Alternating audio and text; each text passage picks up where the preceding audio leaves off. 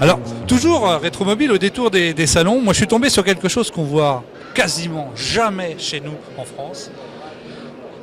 Une Emi Cuda.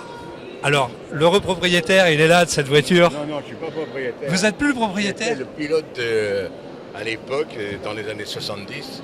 J'ai couru avec cette voiture pendant 3 ans. Réellement celle-ci, pas la même, vraiment celle-ci, qui a été retrouvée en France il y a 2 ans, dans une grange, en fait c'est vrai, c'est dans une grange abandonnée, et qui vient d'être restaurée aux États-Unis de la meilleure façon.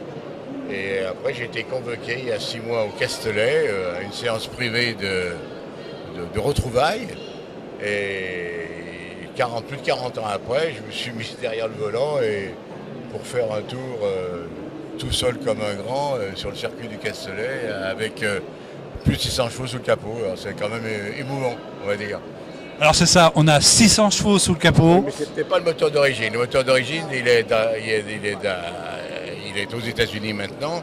Et ce moteur que j'ai utilisé là au Castellet est un moteur qui correspond plus au règlement américain pour les démonstrations, parce qu'ils ont des catégories aux États-Unis, Transam, ils ont le droit de faire des modifications qu'on n'a pas autorisé à faire en France. Mais même le moteur d'origine fait quand même 450 chevaux, donc c'est déjà une voiture puissante, quoi.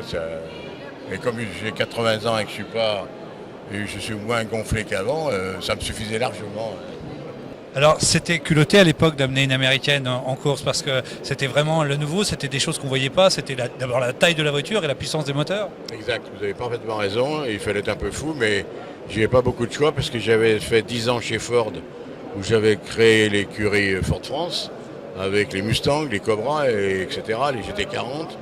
Et quand je suis passé chez Chrysler, je me suis retrouvé face aux problèmes des Mustangs. Et pour battre les Mustangs, il fallait que je trouve dans la gamme Chrysler une voiture équivalente, voire meilleure.